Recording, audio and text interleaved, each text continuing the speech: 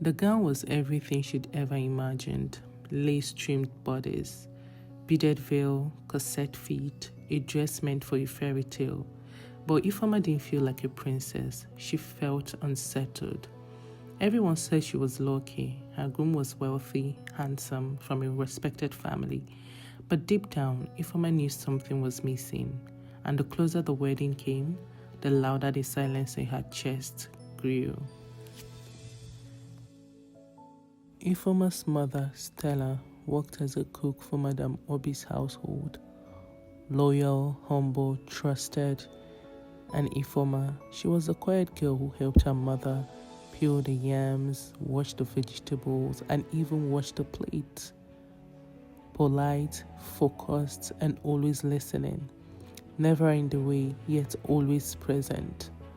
Madame Obi noticed. The girl's grace wasn't loud, but it lingered like a perfume in the air.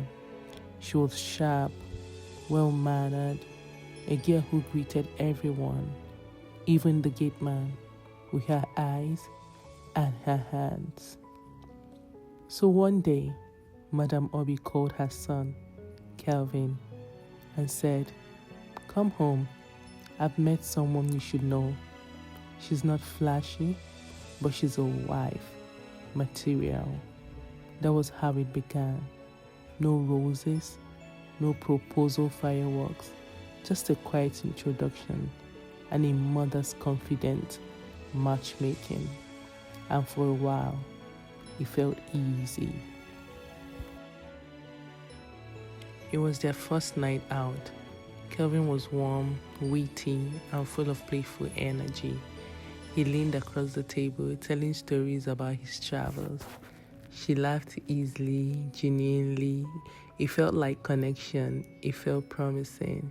This was the kind of date Ifeoma had only seen in romantic shows. Cocktails, food, confessions, inside jokes already forming. A few moments later, a group of men, Kelvin's friends, walk in and pull up chairs around the booth. Loud greetings, handshakes, laughter. Kelvin turns his attention to them. Ifeoma forces a polite smile. Now quiet. Just like that. No warning. No, are you okay with this? They took over the table. The date became a gathering. Ifeoma sat back, smiling on the outside, confused on the inside. Was she overthinking it? Maybe it was a one-time thing. She told herself to relax, to not be too sensitive. But a seed of doubt had already been planted.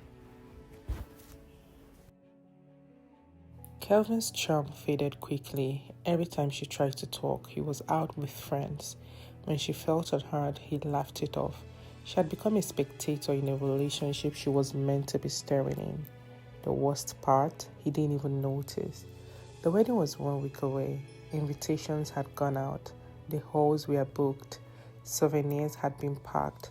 Vendors had been fully paid. But Ifeoma was done waiting to be loved properly. She didn't scream. She didn't cry. She sent a message, calm, clear, final. And just like that, everything changed. Phones rang, chats blew up. Relatives called her selfish. Vendors cursed her name. Her parents were behind her door, knocking all day. But Ifeoma had already chosen her peace, and that decision didn't need approval. In the middle of all the noise, the only person who didn't shout was Madame Obi. No shame, no angry phone calls demanding answers. Just a quiet moment in her living room, sipping her wine and thinking. She had known Ifeoma. She had watched her, not as her son's fiancée, but as the girl who once helped her mother in their kitchen. The girl who moved with grace, even in silence. A good girl, a rare one. So she called Ifeoma. Not to force anything. Just come, let's talk. Woman to woman. Spend a little time in the house. Let's observe. Let's understand. Then you can decide what comes next. It wasn't a plea. It wasn't manipulation, it was an invitation. And for some reason, Ifeoma said yes. That afternoon, Madam Obi welcomed Ifeoma warmly. She had expected cold shoulders or awkward silence. "Tell me what happened," Madam Obi asked softly. And Ifeoma spoke her truth. For the 1 month I dated Kelvin, he was never really there. He always preferred his friends. He would go out and leave me behind, or invite them over when we are together. Even during wedding planning, I felt like I was marrying myself. I couldn't keep pretending, so I postponed it. Before I made a mistake, I would regret forever. Madam Obi took a deep breath. Then she nodded slowly. "I understand," she said. "Here is what I propose. Stay with us for 1 month. No pressure, just time. I'll speak with Kelvin. We'll see if anything changes. Stay in the guest room, observe, reconnect.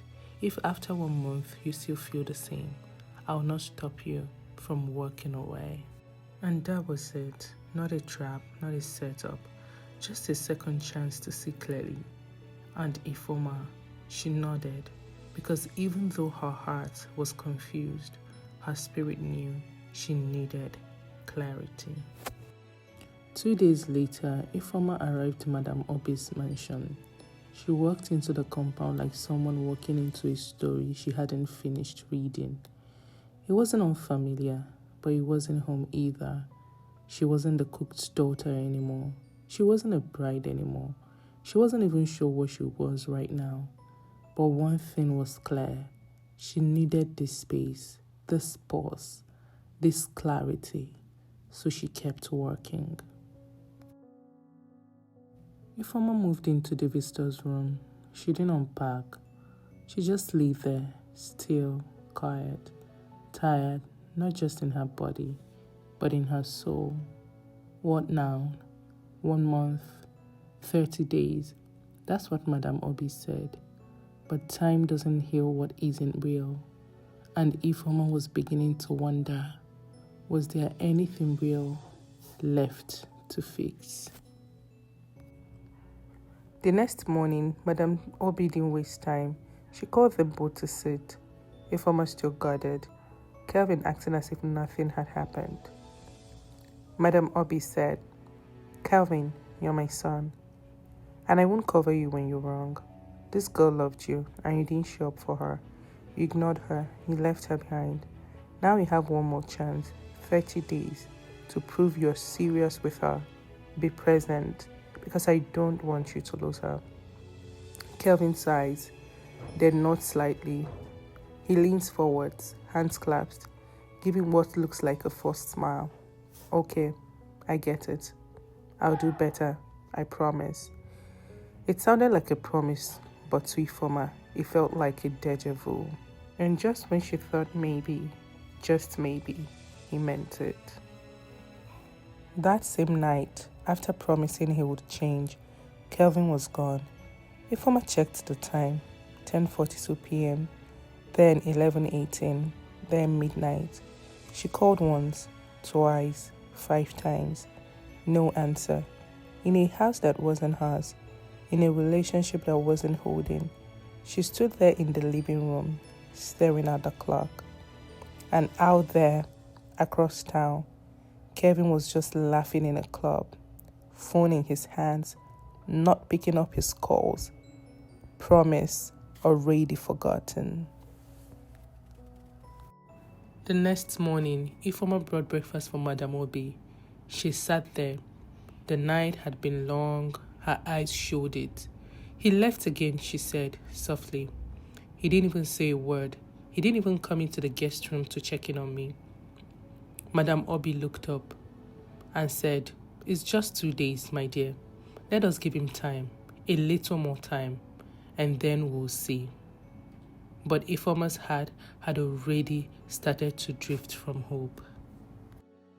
Now, far away on a flight already booked for Joy, Obi arrived from abroad, Kelvin's cousin, warm-hearted, observant, gentle in speech, firm in thought. He hadn't heard the wedding was off. No one had told him. So when his car pulled up at the mansion, the gate man opened the door with a slow shake of his head. "Ogobi, welcome. Where they know how they get no?" Obi raised an eyebrow but said nothing. He only smiled lightly, stepped down, and let the gate man pull his box from the boot. That afternoon, the house was warm with scent of food. Jollof rice, rich and red, salad, roasted chicken glistening with spice, wine, juice, and sweet cream desserts lined the table. Obi sat beside Madam Joy, Kelvin, and Ifoma. The table was full as they all enjoyed their delicious meal. The next morning, the sun poured gently into the house, but Ifoma's plate sat full, untouched. She sat at the table staring at the plate of food. Her spoon lay still, her thoughts louder than hunger. Kelvin had left again the night before. No word, no message, no return. And just like that, the ache in her chest filled her stomach too. Obi, walking past with quiet steps, noticed. He paused, then walked over slowly. "You haven't eaten," he said. "What's wrong?" Ifoma looked up, her eyes soft but tired. "It's Kelvin," she said. "This has been my story. He's never around. That's why I called off the wedding." Later that day, they sat together in the living room. Obi calm, listening. Ifoma finally letting her heart speak. "I've spoken to Madam Obi," she said. "She has talked to him, but nothing has changed." Obi nodded slowly. "I'm sorry you're going through this, but calm down, Ifoma. Sometimes life turns even when the wheel looks still. Let's wait." She smiled faintly, not because things had changed, but because someone finally listened. That evening, as the breeze moved quietly through the garden, Obi and Kelvin sat beneath the mango tree. No shouting, no judgment, just two men and a quiet truth between them. Obi looked at him and said, "Kelvin, Ifoma is hurting. You need to do better. She's here, she's trying. You need to make out time for her." Kelvin gave a soft shrug and answered, "I do make out time. She just doesn't see it. And honestly, I enjoy my guys. I've known them longer than I've known her. It's hard to just stop being with them." Obi leaned forward, voice still calm. "I get it. But now you have someone who's about to be part of your life. If you don't want to lose this girl, you need to learn how to put her before your friends." Kelvin looked down, thought for a moment. "I'll work on that," he said, just the same way he said to Madam Obi. And the air went quiet again, but not peaceful, just waiting. And so, as expected, there was no trace of Kelvin again. The house was quiet but not empty, because in the garden, Obi and Ifoma sat deep in conversation. The talk began simple, a funny childhood story, a small joke, a shared memory. Then something surprising happened. Ifoma laughed, not the shy smile she often gave, but a full, open laugh, the kind that makes the eyes close and the shoulders shake. Obi laughed too, more from watching her than from the joke itself. After their conversation, Obi said, "Let's watch something. You need to laugh more." So they stayed in the living room, watching a movie with popcorn and soft drinks between them. And from the hallway, Madam Obi peeked. Standing behind them, she saw them, saw the comfort, saw the glow on Ifoma's face that hadn't been there since she arrived. She said nothing, but she noticed. The next morning, when Kelvin returned from the club, Madam Obi went to his room. Her voice was cool but serious. "Kelvin, I saw Obi and Ifoma last night. They were laughing, genuinely happy." Kelvin paused but said nothing. She continued, "You are out with your friends, but this girl is here, and someone else is making her smile, making her laugh. Don't sit outside and watch your own house catch fire. These things happen quietly." Kelvin shrugged. "It means nothing," he said. "She's free to laugh." But Madam Obi sighed deeply because she knew what he didn't.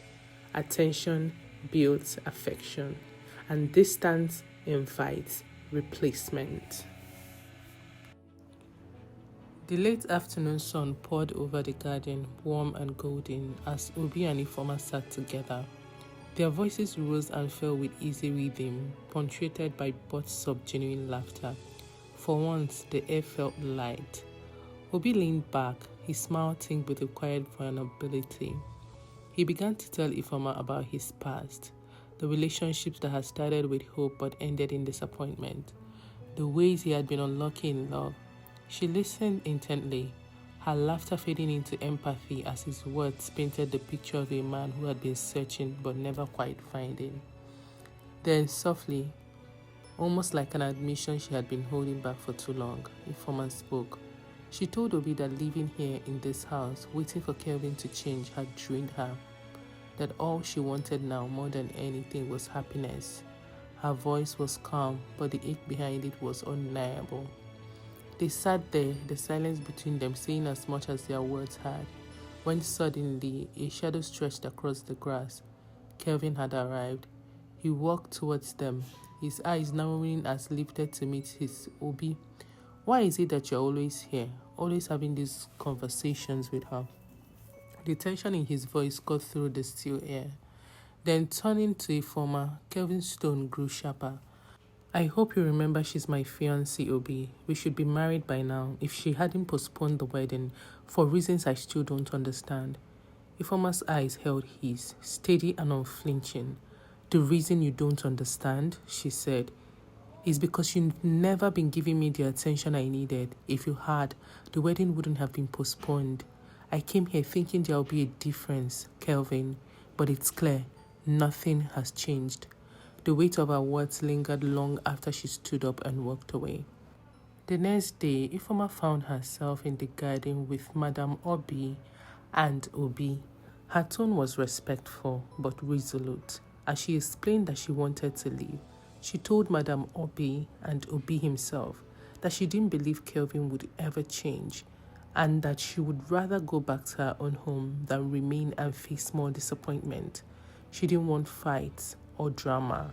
She just wanted her peace, and she didn't want to bring misunderstanding between the two cousins. And with that said, Madame Obi respected her decision. Ifeoma's parents welcomed her in, but concern clouded their faces. Her father spoke first, his tone careful. Ifeoma, we just hope you won't cause any problems between us and Madame Obi. We hope you didn't upset her. Her mother nodded in quiet agreement, worry written in her eyes. Ifeoma stood in the middle of the living room with her parents, her voice steady and sure. I haven't done anything wrong to anybody, she said. Kelvin is living his life, and I have mine to live as well. Madame Obi understands that perfectly. Her words seemed to settle in the air, firm yet calm, as if she was drawing a line, not out of anger, but out of self-respect. The morning after Ifeoma left, the mansion felt quieter, emptier. In his room, Obi was lying down, his thoughts far away. He replayed the days, the laughter in the garden, the late night talks, the unspoken understanding between them. In just a few short weeks, Ifeoma had brought a warmth into his life that he hadn't felt in years. And now, with her gone, an ache had begun to grow, a feeling he couldn't ignore. Miles away, Ifeoma lay awake in her bed. The night pressed in around her, but sleep refused to come. Her mind kept drifting back to Obi, the kindness in his voice, the way he listened, the quiet strength she had always wished Kelvin would have. Everything she had longed for, she saw in him, and yet she questioned herself. Was it right to feel this way? She decided she wouldn't act on it unless fate stepped in. If Obi came to find her, then maybe it was meant to be. And just how fate would have it, the next day, Obi came to see her. His eyes met hers, steady and certain. Ifeoma, he said, I've missed you more than I thought possible. Meeting you has changed my life, and I want you to be mine. She hesitated, her voice tinged with worry. But what about the family? What would they say? Obi shook his head. There won't be a problem. Madame Obi will understand. And as for Kelvin, Ifeoma, he hasn't wanted to ask after you since you left. It's been the same. Nights out with friends. No sign he even notices you're gone. Her eyes softened, the last bit of doubt slowly giving way. "Then let's give it a try," she whispered, without worrying about what anyone else has to say. Obi stepped forward, pulling her into his arms. "Don't worry," he said gently. "I'll make sure everything is all right. I'm not here just to be with you. I'm here to stand by you, to protect you, to make you laugh when the world feels heavy. Ifeoma, I want to be your safe place, the one you can lean on no matter what comes." He reached out and held her, wrapping her in a hug that was firm yet tender, a silent promise in the strength of his arms. In that moment, she felt it, the safety, the care, the love she had been craving all along. Months later, the church bells rang. Inside, the air was filled with warmth and joy. Ifeoma stood before the priest, radiant in a stunning white gown, her beauty glowing from within. Beside her, Obi looked every bit the man who had found the love he never thought possible. Their hands were joined, fingers interlaced as they exchanged vows. Not just words, but the story of everything they had been through to get here. Every glance between them spoke of quiet moments in the garden, late-night talks, and the promises made in whispered tones. Family, friends, and well-wishers looked on, some smiling, some holding back tears, as the priests blessed their union. And in that sacred moment, one truth became clear to everyone who witnessed it. If you don't value someone, someone else will, and they will treasure them for the rest of their life.